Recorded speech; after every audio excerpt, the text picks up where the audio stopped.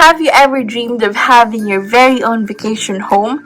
A place where you can escape the stresses of everyday life para naman makapag-enjoy kayo with the family and friends for some much-needed relaxation time. Well, you are not alone. Naging sikat ang vacation homes all over the world, from cozy tiny homes to massive mansions. And today, we are going to explore why building your own dream vacation house is more possible than ever before. Dahil naging mas affordable na ang monthly rates ng real estate prices ngayon, at naging mas importante na meron kang sariling space and privacy in this post-pandemic world, there's never been a better time to invest in your very own vacation home. The best part?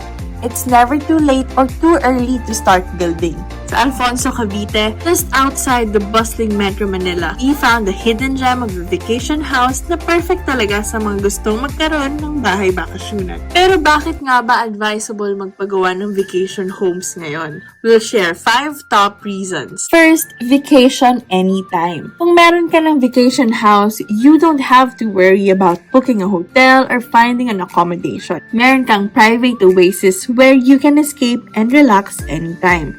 Imagine, pwede kang magpagawa ng sarili mong spa or maglagay ng bathtub para sa 24/7 relaxation spot mo. Or pwede rin namang pool for a quick dip while enjoying some barbecue with family and friends.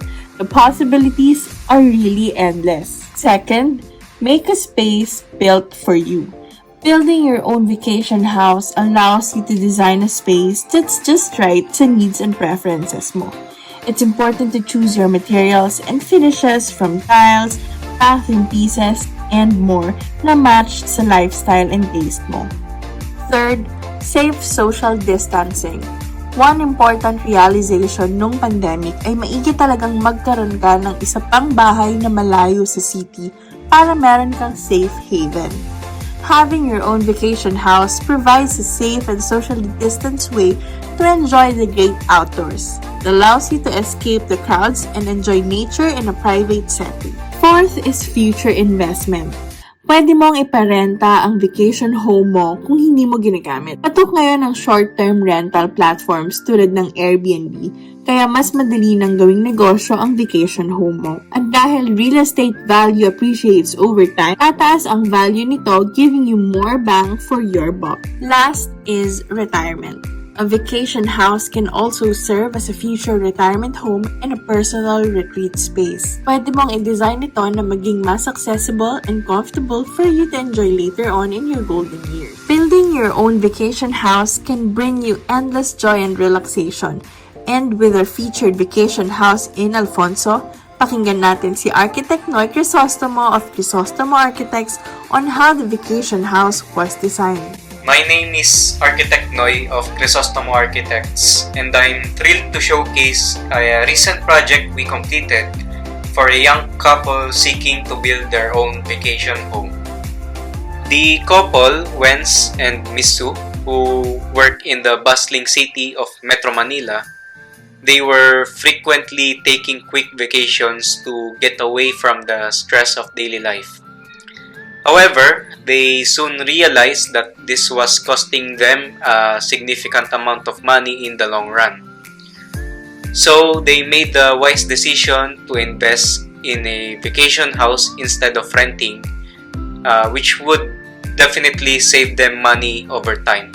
After finding an affordable lot in the scenic town of Alfonso, Cavite, with a modest area of just 130 square meters, they reached out to our Facebook page to create a beautiful, functional, modern farmhouse-style vacation house.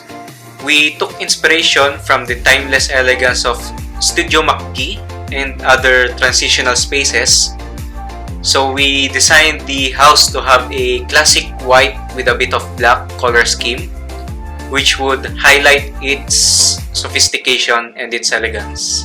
Despite the challenge of working with a limited space, I was able to create spacious interiors that fulfilled the couple's desire for a functional and low-maintenance home.